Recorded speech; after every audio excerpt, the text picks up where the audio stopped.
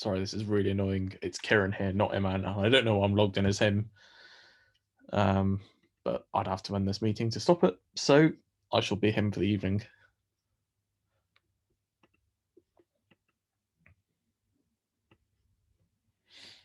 But let's ignore that and get started with Kelvin. Kelvin, how are you doing? Hello, how are you doing? Good, thank you. Happy New Year, man. Happy New Year. Yeah, so first question, just to start off, so I've been running a client with a handbag client. It's a luxury item from New York. And we started in Q4 like of December, and like the results haven't been too well so far, but the client is kind of ready. Like we set in pretty good expectations that the first month is typically a loss and break even because she's a newer brand and the ad budget is like $5,000 a month. Now it's the second month, and obviously Q1 CPMs are a lot cheaper. But I've still not been really converting with my ads. I'm not quite sure why. Since it's an AOV of like $500, the profit margin is like 65%. So it's quite a decent amount in terms of how long I should run my ads for until it becomes profitable. So what are your thoughts on that? Like in terms of like, do you have any tips on like how to advertise for like luxury items? You're advertising kind of one of the most difficult spheres. Uh, just remind me before I move on. Which product did you say it was? It's handbags. So Handbag. they sell Yep. handbags, belt bags. They sell mini totes and also mini orders. If you're familiar with that. Got it. Perfect. So yeah, you're in one of the most difficult spheres to advertise for. It's not seasonal at the very least. People can buy this all year round. I know loads of people will struggle with clothing anyway, clothing or accessories, anything that's seasonal, like swimsuits um, or anything that's kind of only popular in the summer. They really struggle. For this, you still have an issue. At the moment, what is their standing like on Facebook and Instagram organically? Um, Organically, I'm not quite sure, but before they came to me, they were doing $3.4 million in wholesale orders, like B2B. Yep. Basically just white labeling their products, and then they would have distributors selling for them. And then now they're trying to shift to B2C space or D2C, but like they don't have like a good following count online. Got I it. mean, it's about like 11K following on Instagram. We try retargeting ads; it's not going too well. Yep. But since I did hear from other people that since like our profit margins are higher, it just allows us to have like a higher CPA cost, right, and still Yep. be profitable. Yep. Yeah. Fundamentally, you're going to have to spend a lot more to get customers for this. If there's kind of low brand recognition, no retargeting data organically, you're really going to struggle with this one. There's no kind of obvious cure, at least I can give you as not a Facebook marketing expert, other than to reassure you you'd expect this to be tricky. Sometimes like so what we've found is that the click-through rates are pretty good. Like we maintain like a 4 to 6% click-through rate. In terms of like from landing page view to content views, over 50% of the viewers do move on to like specific product pages and view it, but there's a huge drop off to add to cart. So what I recommended for the client is that it might be actually like the copy of the product description might not be strong enough, right? Like, what Yep. are your thoughts on that? Um, these are all little kind of more conversion marketing techniques. Mm-hmm. To be honest, if a website's clearly enough set up with a decent Shopify theme or whichever sort of tool they use, you're going to get incremental improvements of like 1 or 2% Okay. in terms of conversions. The bigger options you could get to get people to at least opt in some way is to have like a spinning offer word at the very beginning, or a way to get people to get a discount off their first order. they're likely to yield bigger results than kind of, tweaks in copy or creatives or anything like that on the website. Okay, cool. Sounds good. Yeah, I have two more questions. So second question is regarding the iOS 14 update. Do you think what do you think is going to happen in terms, like, when is it going to, do you have any speculation of when it's going to get released, and like what are some changes that we might have to make in the immediate short Good term? question. Yeah. So we're researching it quite thoroughly this week, because we're doing a blog and Emman's doing a video on it next week. The overwhelming takeaway so far has basically been that nobody knows yet. There have been no effects so far for everyone it has been rolled out to. There's two main reasons I've kind of pinpointed around why people are so freaking out about this. The first one is that Facebook are making a massive deal out of it. I think, like, as marketers, we know just what a terrible company Facebook is, and the idea that they're trying to paint this as like they're the Robin Hoods of small businesses is comical. But they're making a really big deal out of it, and that must be because they foresee some problem in the future. We don't know how big an issue that will be, but it's quite significant if they're making this big a deal out of it. The second reason that everybody's panicked over it is you get kind of these waves of big changes in the industry, and you get armchair experts making a big deal out of it. This has always happened. Every time Facebook reduces targeting, or GDPR came in the UK, or the California data law, like, you get loads of people writing blogs and going mad about it to paint themselves as experts. So it becomes this like self-perpetuating cycle of concern about it. So the headline at the moment is there's no clear issues. And the most likely takeaway, according to Danny and Luis, is that for like 90% of marketers, it's not going to make that much of a difference. Like, you're still going to have targeting options. There's still going to be limited ways to retarget. And if you're like a hardcore funnel user, then basically you start tracking from server side. So you use a system like Hyros, where you have custom links. So instead of tracking events via Facebook, you track it using your own system and then feed it back to Facebook, if that makes sense. Yeah, makes sense. I'm aware of that. I mean, what is the I just don't really understand what's the big deal that people are making out of it, because like technically, like, I heard that the iOS 14 is just going to ask users to like, are you going to allow Facebook to track your advertising data or whatever? Yeah. And if you press no, then like obviously they're not engaged buyers then, right? So doesn't it technically make the algorithm stronger in terms of if you were to target like engaged buyers, and then they might have a higher conversion? Why would that negate somebody being an engaged buyer? Well, if they want to track their advertising data, then like they're opting in for, they want to see ads, or no? I don't think the majority of individuals would see it that way. I kind of get where you're coming from, but I think the majority of people, we'll use my mum in this example. She'd see that notification and she'd be like, no, I'm not interested in it. But then she's a fervent internet shopper. So yeah, I kind of get the theory, but I think at least at the moment, Facebook is predicting that the majority of people aren't going to opt into it. Got it. Cool. Also, my last question is a little more complicated. So one of my other prospects in my pipeline, basically, their brief background, they're doing $10 million in annual revenue, $1.5 million in gross revenue from online sales. So like $9 million during COVID was from their retail store. So they have a really good retail store with a strong clientele. So people keep coming back with 47% repeat purchase rate. So like they're also in the luxury designer clothing brand. Like they're like a distributor, but it's like family owned brand. So basically profit margins are over 50%, and AOV orders from $500 to like $7,000. So like in lifetime value. So they said that like there was one customer that went to their store and spent like 40 grand in like one sitting in like a couple hours, which was insane. And basically, like, we looked at their ads and they're doing pretty shit. It's like 2.5x. And like my contractor thinks that we can do a minimum of 5x.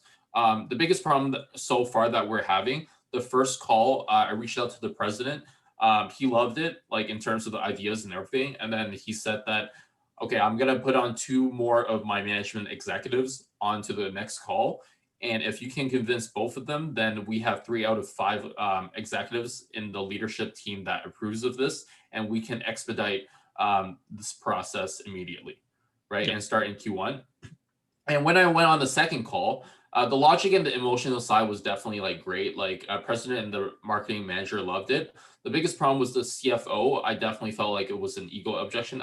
You probably have seen this post as well. I think I posted on AI, but basically it's definitely an ego objection because we said we were willing to send like case studies and stuff to them and screenshots and stuff, but they like the CFO like literally disregarded it and kept asking for client references just to see if we were legitimate, or like I'm not sure what her real reasoning behind that was. So then like I consulted my advisor, and then he told me that I had to contact the president since I had a good relationship with him. And then we were able to bypass that client reference thing because like obviously it was holiday season and like clients are going to be pretty slow at responding. Yeah. So then like basically we were able to like sign up for a live demo call like actually tomorrow. But now like I'm just thinking like what else can we prepare for this live demo besides showing like the actual case studies and refreshing the results to make sure that they actually believe the results that we're speaking of. Besides that, like I don't really see like an opportunity for us to convince the CFO even further. Like how do you usually deal with ego objections? Like have you ever experienced anything similar to this? Good question. This is super high level stuff that's unusual for kind of a smaller agency owner. It's very rare to deal with something like this. Mm-hmm. This is kind of more of the objection I'd find in my old place. For something like this, where, yeah, as you pointed out, it's the ego objection. It sounds like she's trying to trip you up more than kind of properly vet you. There's not really a proper protocol for this other than killing her with kindness. If she keeps insisting on that, you know, if she brings back to the reference point, or if she comes up with another objection like that, then say absolutely would love to get them for you. Once we've got those, would there be anything else that you'd need to be convinced by, or would we then be able to move ahead? Kind of try to call her bluff a little bit, and to say, you know, okay, if you're making me jump through this hoop, are there any others around the corner?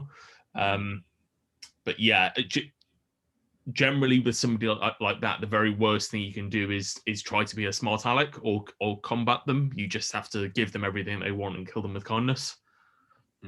Okay.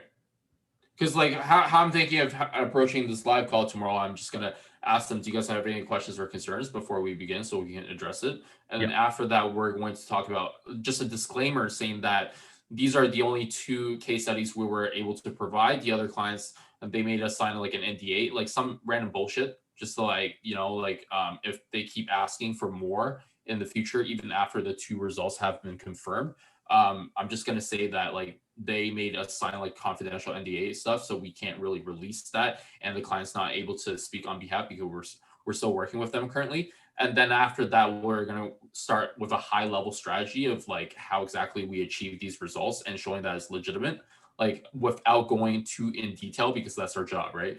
And then at the end of the call, I was thinking of like, should I restate like urgency and scarcity in terms of like maybe briefly talk about like, oh, Q1 CPMs are a lot cheaper, so then it's easier to build a stronger foundation before we move into Q4, right? So like just kind of have like a slight push on them so that they can make a decision on the spot instead of them dragging us on again. Yeah, that definitely makes sense to reintroduce that at the end and try to emphasize how important it is for them to get moving on this. Okay, cool. Sounds good. Also, sorry, can I add in one last question? Yeah, go for it. So last question is, I do have another prospect. It's in the UK for luxury outerwear jackets. So basically with this client, it's been going on for a couple months. In terms of like logic and emotional side, it's also like been established already. And like he already added me onto the team. Like he even wants me to join them as a director of e-commerce.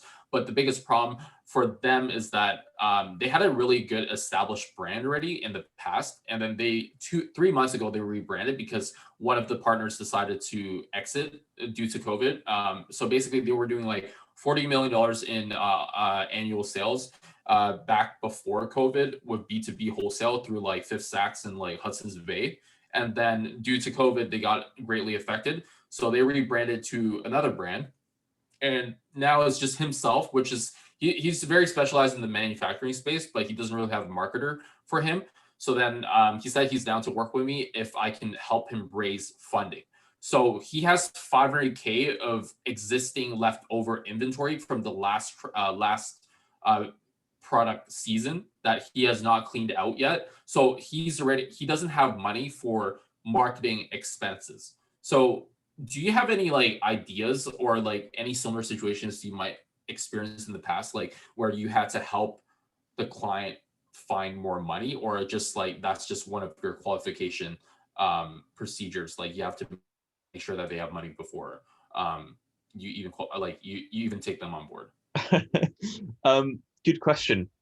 No, we don't. We've never worked with somebody like this. The closest is Aura, who wanted basically a lower retainer to no retainer in return for a percentage of the business, which I'm stupidly didn't take. But no, we've not had anything like that recently. With something like that, that's massively risky. Right. And you'd want everything contracted, and you basically know that you have to take some sort of stake in the business for this to be worth your while. Yeah. He said he's offering like a percentage of equity, but honestly, in the beginning with smaller brands, equity doesn't mean shit. It's pretty much nothing. Doesn't mean anything until you really know the market valuation and you have investors on board. So like what I'm thinking is that what I've also found is that when I started in like email marketing before I shifted over to ads, a lot of like clients, you would get it very easily because it's like, oh, I'll do emails for you and I'll get a cut of that revenue share or whatever. But it's kind of like you're investing more work than they are, right? Like you're just getting commission off it, and like they might just flop on you or like snake you and stuff. So like I was thinking like what, like it's always definitely better to get them in like a small commitment type of thing, right? Like always charge them like just, it doesn't have to be a lot, just like $500 to $1,000 like maybe per month or something, just to get them like committed to it, and then like charge like a higher ROAS or something, so that like like they wouldn't snake you and you have their card on file type of thing. Like what are your thoughts on that? That makes perfect sense to kind of have like a peppercorn retainer from them, literally just to get some sort of financial information and to have them committed to it as well. Cool. Yeah, sounds good. Yeah. Do you have any sorry to cut you in. Did you get anything else to add on? No, that's it. Cool. Yeah, thanks a lot for your time. Thanks for answering my questions. Bye.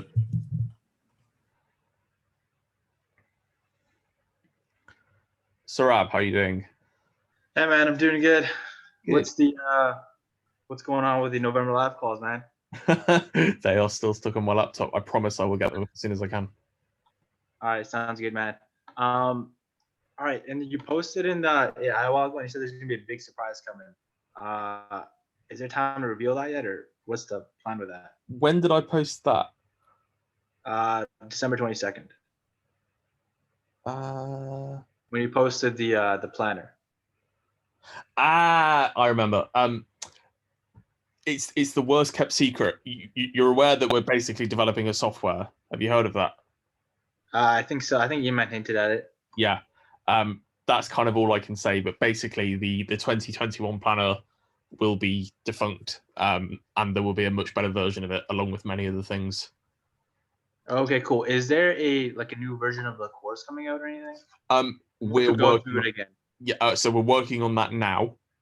Okay. So that basically, we're not going to be using Teachable. Should be by the end of the month, we'll be off Teachable.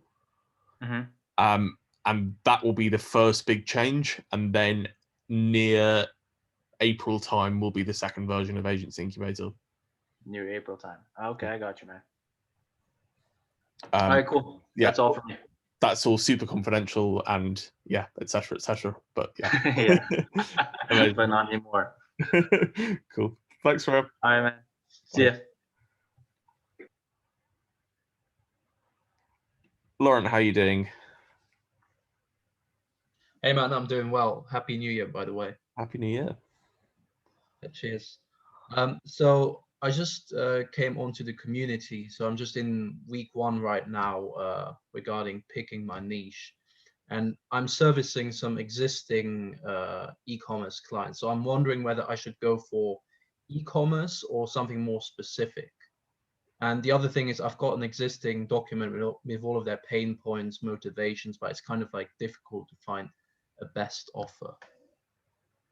So who are you working with now? Like in terms of my media buyer or Did you say you were already working with clients?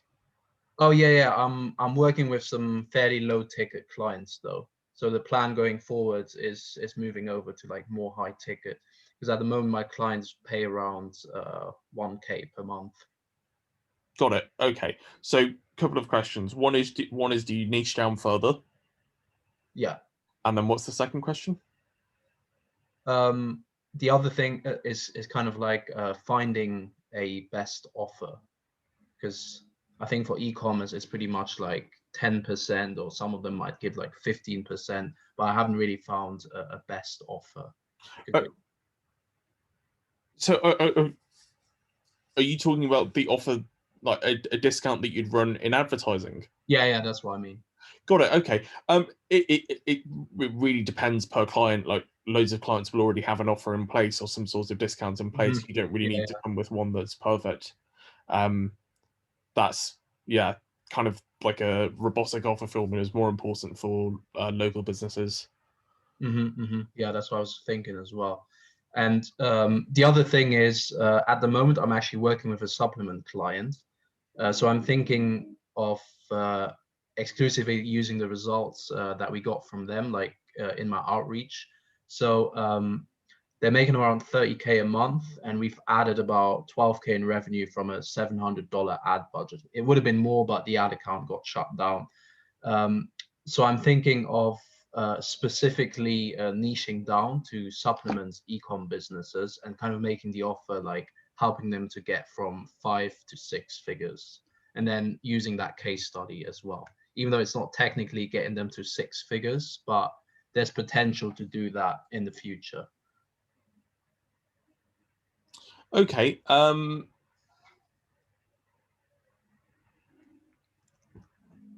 The payoff for that sounds like an awful long way away, just so long as you're aware of that.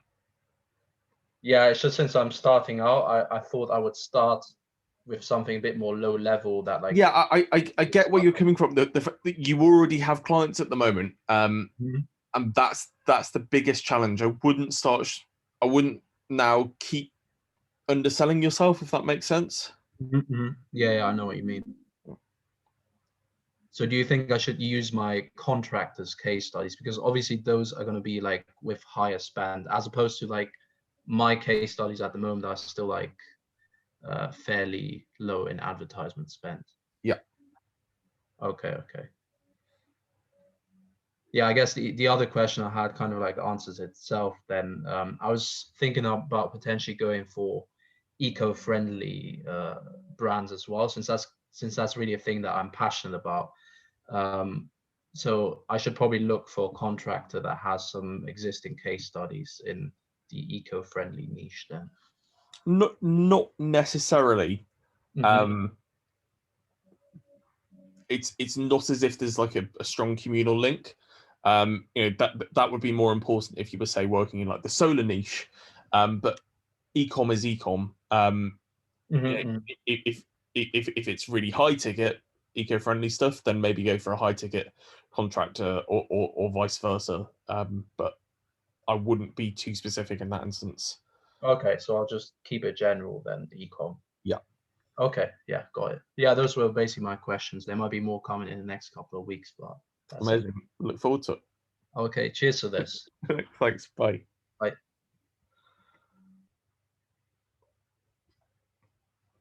Adam, how are you doing?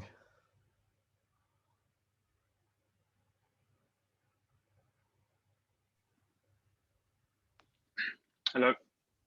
Hey, how are you? Hi. Happy New Year. How are you? Happy New Year.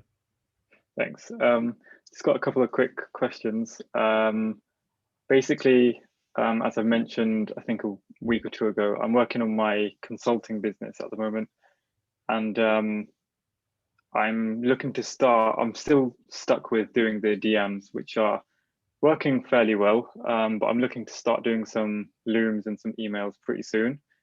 I'm aware of sort of the system that Eman uses on the Loom video that he's put on Agency Incubator of how to sell like social media marketing services and like content creation and sort of what pitch you would use in that scenario. But in terms of consulting, what type of pitch and like what would I say on the Loom if I'm trying to sell consulting services? In that instance, it's relatively similar to paid traffic services. If anything, the hook is slightly stronger because you're saying, "Hey, here's a problem. I'd love to help you fix it." And I'm not an expensive agency.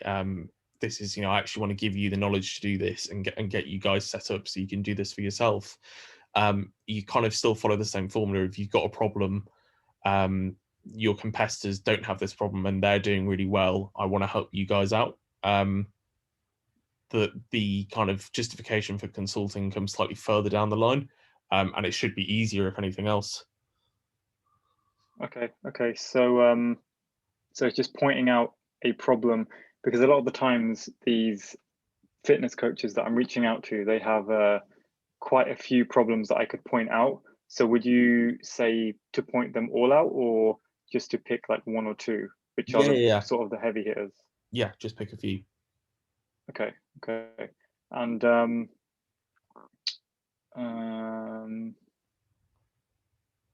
okay, so I'll give that a go first. The next question is, I'm looking at starting sort of a personal brand, just to document what I'm currently doing and just to basically give some advice to people who are interested in what I'm doing and what's helped me in the past couple of years with like content creation and other things that I've done in my journey so far. But I wanted to, like, as I'm aware in this whole like entrepreneurship sort of niche, a lot of people share numbers and how much they're making and stuff like that to instantly sort of grab or build their authority almost instantly. So how can you really build authority and show that you're an expert in a field without having to share like financial numbers or anything? Just do that with the content that you're putting out. If you produce a video which has genuine value in it, and which has a guide that people don't know about, a bit of information or a bit of expertise, that stands for a lot more than saying how much you make. Okay. I guess my perception is like somewhat warped because I'm used to seeing it so much about you can only trust someone if you can see the numbers and how much they're actually like pulling in from their business. Like, why would you trust someone if you can't see? Yeah. But yeah, I can see how that would make sense. Do you have any sort of tips on building a personal brand? Because I didn't want to make it too difficult. I just want it to be something that I can like do a couple of videos a week just off like my iPhone or something and just make them incredibly simple to just upload. I didn't want to have to make it become a job. It's just something I wanted to do on the side. So do you have any tips for building a personal brand? Good question. I'm not qualified to speak on it personally because I have the worst personal brand in the world. But anybody who I've seen do it successfully keeps basically to the same rule that you do when you're making social media content for a company. You kind of have three pillars and one overriding hero piece in terms of what makes your content unique. So if you're somebody who, like Iman, is like obsessed with systems and processes, that's what all your content is about. That's the hero piece, and then you have things that splinter off from there. If the thing you're obsessed about is outsourcing or being creative first, then that's what you lead with, and everything else then fractures away from there. And in terms of the actual content you produce and how to produce it, it kind of works in the same way. If you have YouTube as your like hero hub for content, and you then repurpose everything elsewhere, and you use the likes of Instagram, Twitter to direct everybody back to YouTube. Yeah. Okay. Okay. So so what you're saying is have YouTube as like a main central point, like the center of like a web, and everything sort of stems outwards. Yes. Got it. Okay. One sort of side question on that, which comes to mind is, because I am new to sort of personal branding as a whole, I've been thinking and like playing with like in my mind sort of, should I just do it like about me, as about my sort of personal journey, and just give advice on what's helped me, or should I make it like a niche personal brand? But then I've also got the thought that I don't know what niche long term I'm going to be working with. So would it be too early on to pick a niche and say, look, I've been helping fitness coaches, and then switch, because my audience would have to switch as well. So where should I start? I'd start uploading videos and not give anything a second thought. Right. Again, to reference Eman, if you look on his YouTube videos, the first ones that are up there, he's advertising himself as a personal trainer. Oh yeah, true. Yeah, it's things change, and if you do like a good piece of evergreen content, then it will still be lasting there like 2 years later. Okay, yeah, because I was thinking to do some sort of content which is basically evergreen content, as you said, that could stay up there, and I could have my maybe a lead generation sort of like my Calendly link or something like that in the description. Yeah, would that work? Yeah. Okay. All right, sounds good. Thanks for that. I think that's covers it for today. Amazing. Thank you. Speak to you. Bye. Take care. Bye. Henry, how are you? Hey, Kieran, how are you? I'm Good. good, thank you. All right, I have a quick question. So I'm trying to find a media buyer now, and well, as I look for people, they ask if I have any clients yet, right? Which is a fair question in my opinion. But since I don't have any clients yet, some of them are saying that I should come back to them once I have clients and then we can talk. But at the same time, I feel like I at least I would like to have a media buyer in order to, you know, back myself up and make sure that I can actually provide them with results. Yeah, does that make sense? That does. When you're approaching these media buyers, what are you saying to them? Well, I posted on Upwork and on Facebook, Yep. right? And people came to me, and I just started talking with them. I told them I'm starting an agency, that I'm, you know, I want to find someone that I can count on to generate results, so that I can, you know, offer clients great results. And then we start talking from there, and they ask if I have any clients yet. Yeah. And then if I say no, of course, because that's the truth. And well, they usually tell me, just let me know once you have clients, and we can talk more. Okay. So that being the case, you've had the conversation with contractors now. Speak to a couple more.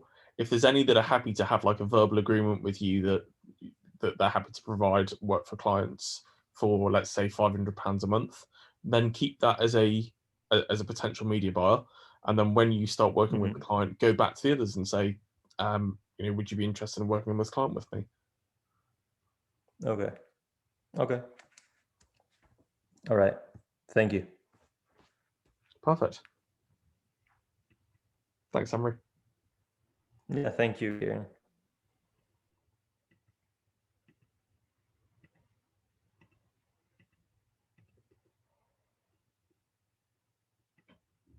Florian, how are you doing?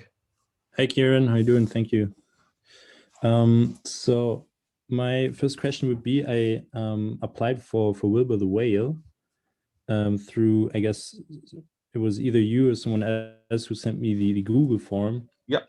Just wondering, how long does it take to or when can I receive it? Good question. We have I'll be completely honest with you. The idea with the Well applications is when we had the next event, we'd give them all out then. This year, obviously, we all expected everything to go back to normal a lot earlier than it has or hasn't in this case. Yeah. And the problem then is to get all these Well applications, so these Wells actually sent out, is quite expensive. We're happy to do it for anybody who wants one, sent out. So if that's the case, I'll absolutely sort this. I'm waiting for a man to get back from holiday to confirm quite a few that we have. So if you'd like yours sent out, we're absolutely happy to do that. But yeah, that's why we've not sent out everyone en masse. Oh, okay, I see. So when Eman comes back, then I can you send out some news or. Yes, yeah. So Iman will be back in work full time around the 10th. I will.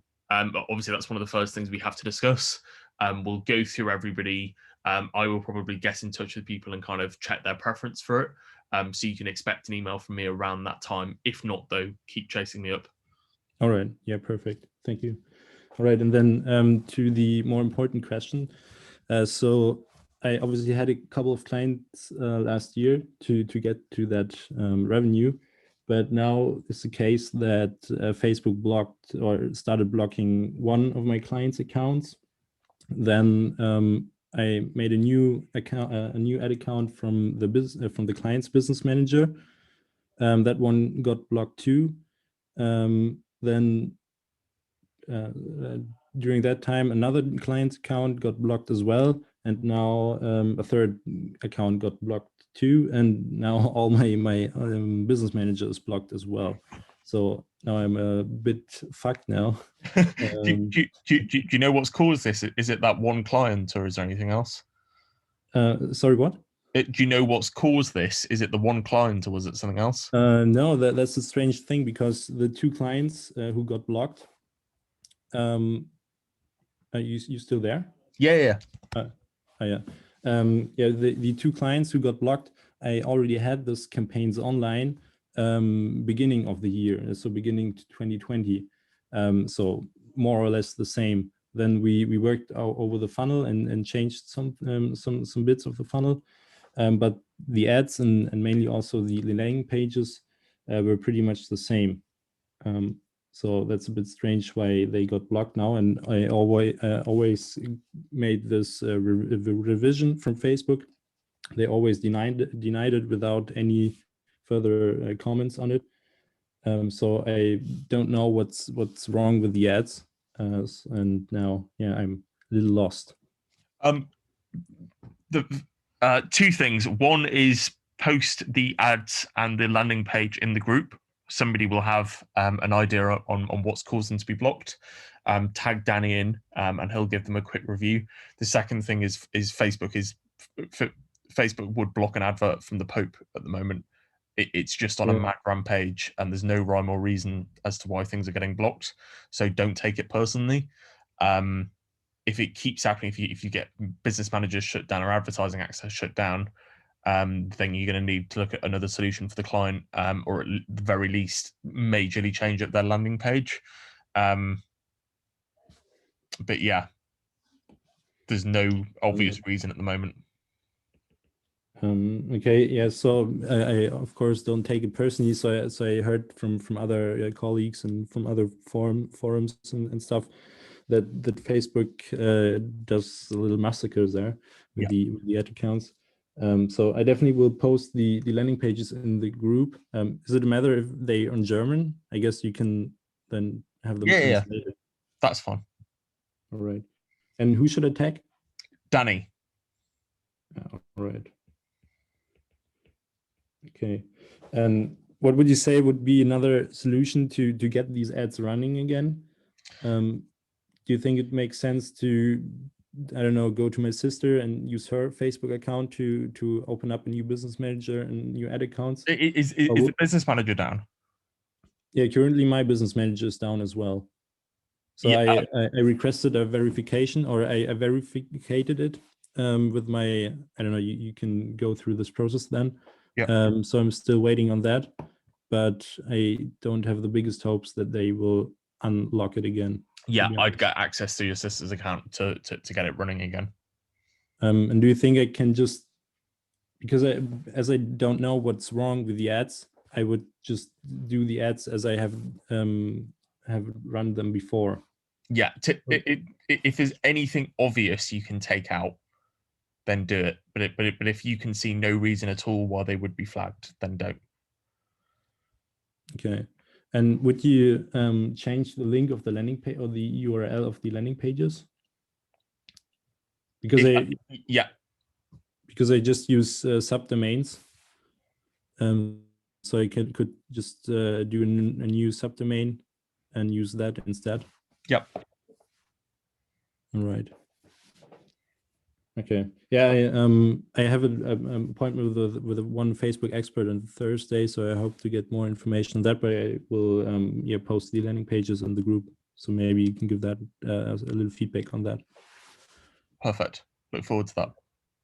All right, then. Thank you very much. Have a nice evening. Thanks, Lauren. Bye. Bye-bye. Joshua, how are you? Hey, can you hear me? Yes. Awesome. How you doing, Kieran? Good. Thank you. Brilliant. I just want to say, first of all, as well, like getting massive value from the questions and answers as well. So yeah, super thanks, man. Thank you. So first question I've got is obviously I've started doing outreach the past week. Basically, I've been doing kind of 20 emails a day so far, but I kind of wanted to get some, I guess, external bearing as to whether that's too low or if that's a good amount. My goal for the end of the year is to hit 10K per month by the end of the year. So obviously, to kind of backwards engineer that goal, we also need to talk about like levels of activity and what would need to happen to hit that goal. What do you think is reasonable in that case? Sorry. Can you repeat that? Sorry, did you hear any of that? I sorry, I did. I was trying to process it. Just talk me through that again. Yeah, sorry. Okay.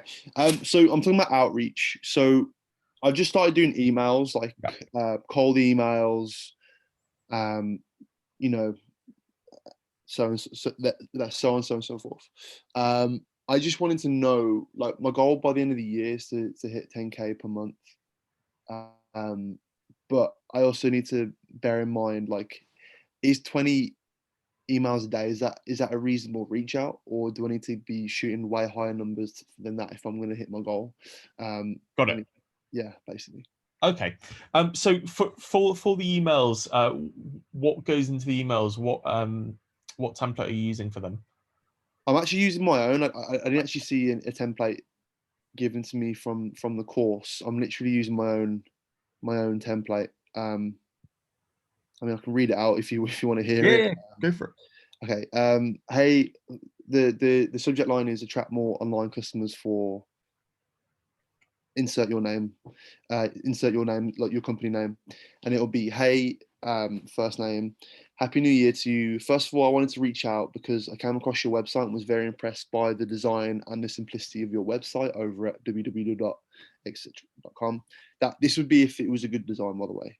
If it wasn't good design, I'd just take this out and put something else. The whole point is it's like a compliment. I think it's miles ahead of your competition, as well as in the general health and wellness space, and I can see it probably does a great job in converting online customers for you. I also wanted to reach out because I run a digital marketing agency focusing specifically on brands that are related to the health and wellness in the e-commerce space, related to health and wellness in the e-commerce space. As a hobbyist of saunas and steam rooms, you get an idea of my niche now. I was very much interested in seeing if you were looking to bring in more leads through the likes of Facebook ads and other paid traffic sources. Obviously, the shift of customers going online has been catalyzed by COVID-19. If you're looking for your business to capture some of those extra leads off of the likes of Facebook, then I'd be really happy to talk with you. If so, then feel free to check out my website where you can book in a call with me, or you can book a call with me directly here and just insert my Calendly. So yeah. Got it. Perfect. Okay. So I would, and this isn't an insult, by the way. I'm just trying to categorize this email. I would categorize that as like quite an unpersonalized, low value email, and there's nothing inherently wrong with that. But sending 20 of those a day is very unlikely to yield any results. Yeah. There's a few things I'd tweak in that anyway, such as the subject line and then the personalization line. But realistically, if that's the email you're sending and there is very little personalization in it, then you should be sending 50 plus of those a day. Yeah. That's the only way you're going to get anything near results with an email like that. If you're looking to stick with a smaller quantity of emails but get higher conversions from it, then at the very least I would be including a loom or some higher degree of personalization. So for high quality personalized emails, the formula that I like to use is something along the lines of hello, compliment, as you've done.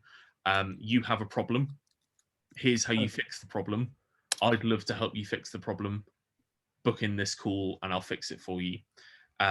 So an example of that for, say, a sauna website would be, hey, love the design of this and love that you offer this. I've just been on your website and I couldn't help but notice that whilst you have a Facebook pixel installed, you're not actually running any Facebook ads. Did you know you weren't doing anything with this data? Company X is absolutely killing it at the moment with Facebook ads. I've filmed this quick loom to show you what they're doing and how you could include it in your marketing efforts. I actually run a digital marketing agency where we do this sort of thing all the time. I'd be happy to hop on a quick call with you guys to get this set up for you and get it running. If you'd like to do that, I've left a link in my calendar below. That is like far more likely to yield a result, and they're going to think much more personalized. That you're going to get some results with on the 20 a day mark. If you want to stick with the kind of email format that you have, then as well as tweaking a few things like the subject line, then you really need to up the numbers. But it kind of depends what tactic you want to choose. No, I'm really, really happy that you actually give me that feedback, because the worst thing would be just to beat my head up against the wall for like months and months. And why am I not getting any results? So thanks for that. So in terms of like, if I had to backwards, I maybe I'm being a little bit too outcome dependent with the whole 10K per month thing. But like, let's say I've got this in mind here, and let's say I go with your strategy of, creating highly personalized emails, looms, etc. Do you like, how many looms are we talking about? How many emails are we talking about per day is like a really good kind of benchmark for me to be hitting if I'm doing high quality, highly personalized? If you're doing high quality, highly personalized, you're not going to have enough time a day, probably even to send 20. You're going to be lucky to send 20 if you sit down at your desk and absolutely smash through them. Then you'll just about get to 20 before you're dead and exhausted. And are we talking like working like, from 9 in the morning till like 6 p.m. at night? Like that is like, because I've never actually done a loom before. So is that like, are they a lot more, obviously they're a lot more time consuming, but are we talking like? No. It's actually doing a loom, a good loom should be about 3 minutes long, if that. The example that I always give on these calls is Pete, the South African chap who lived with Eman. He was Eman's videographer, set up his agency, and I flew out a couple of times to stay with them in Cape Town. And Eman and I would be working from the same desk, and Pete would go off to another room, and all he would do all day long is record looms. That was his sole method of outreach. And that was his 9-to-5 job until he got a client. He recorded looms. He just kept recording looms until he got meetings booked, and then he wanted more clients and he recorded more looms. That was his only method of doing it. And he earns, his agency is doing a very, very decent amount now, definitely over the 10K mark. So it is more than possible through this method. What's more likely is you're going to do 5 3-minute looms and you're going to be exhausted and you're going to look a bit tired and you're not going to sound great on looms. So you're going to have a break. At the beginning of the day, you're going to need to have 20 email addresses and businesses to send it to.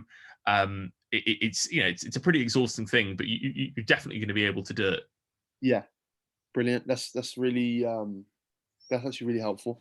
And in terms of like acquiring these email addresses as well, so currently my method, I'm just doing just Google searches, going onto companies' websites, and in terms of like the email address, a lot of the time it's like a info@xxx.com or info@sales@xyz.com or whatever. Yeah. And obviously that's like a general email, right? Where it's just going to go to probably some admin person, or it might go to like, you know what I mean? It's not really, whereas obviously, is it better to like go hunting and test out different emails of like, go onto LinkedIn, see all the people who work there and etc. and test out emails basically. Absolutely. And use a tool like snov.io and that will validate emails. Snov. Yes, .io. You should have that installed. You can use MailTrack, but I love Snov. It's great. I'm getting that. That's brilliant. Cool, man. And then, so yeah, I guess main thing I got from that question was, make sure it's more personalized, go with the loom. Don't necessarily have to shoot for 20 a day, but as many as you can muster in a day is the best thing. And then I had another question as well. I mean, are high ticket products easier to sell than low ticket products? Much easier. So, because with my I'm assuming that's something to do with the maths as well, about how it's easier to get like a few people who are massively passionate about one thing than a lot of people who are, passionate enough to buy a lot of things. Is that kind of how it works? There's a couple of things. One, from the maths perspective, you have higher margins to play with. So when you're experimenting with ad sets, you don't have to be as precious with your budget. If you're playing with absolutely razor thin margins, then you have to be changing ad sets on like a daily basis. You have to be monitoring everything. With high ticket stuff, you have the currency to play with. From a buy-in perspective, you're marketing to a single person. You don't have to be as picky. You don't have to deal with the general public. It just tends to, completely counterintuitively, it's much easier. Yeah, brilliant. So I guess for me, like I'm kind of targeting any kind of health and wellness products, like for example, it could be like a saunas or etc. That's probably, would you say for a beginner that's kind of like the best place to kind of start with, like high ticket, where you can get good results with a contractor quite simply? I mean, that's the niche you're operating in, so that 100% makes sense. Yeah. Okay, brilliant. And I think that's pretty much it, to be honest, Kieran. Obviously appreciate your time. Of course. Thank you for hopping on, Joshua. Speak to you soon. Cheers, mate. Take care. Bye.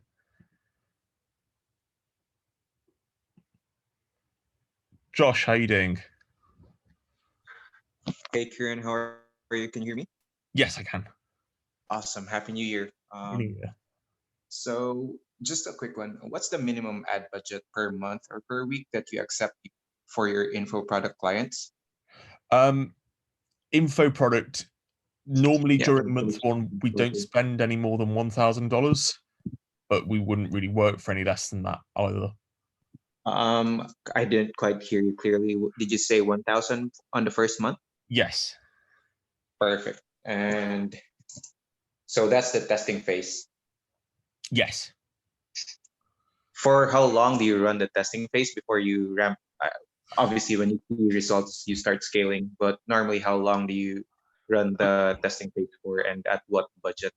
Normally, in month one, we can't spend any more than 1,000. That seems to be about the sweet spot for info products. We'll obviously scale that up quite quickly, build that up quite quickly. But yeah, I mean, I'd have to look into some of our more recent ad campaigns to get an exact answer. But I know historically, month one, we struggle to spend money. Mm. Okay, cool. Thank you for that. And is that 1,000 spent equally, like, let's say 333 per, or 250 per week, or do you start scaling as soon as you see results, but cap it at 1,000 per month? So don't take the 1,000 as gospel. Normally, if you go into the Facebook training, you'll see how Danny formats campaigns, but it tends to be he has a sandbox campaign, and that's where he tests angles and audiences, and then he moves everything from there once they start working. So I'm not 100% sure on where the budget is allocated, but I'm guessing if it's Danny, it will be front loaded at the beginning. Where do I find that Facebook training from Danny? I don't think I recall finding one in the membership platform in the agency incubator. If you go back through Agency Incubator and Facebook training, and if not, I'm wondering if I'm referring to the copy paste agency. Let me check. But go to the Facebook training and Agency Incubator for now. I'll open it up now.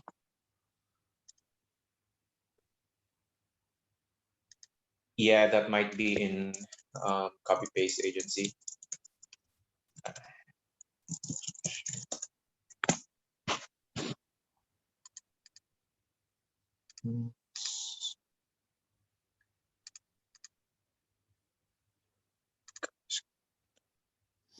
Facebook ads.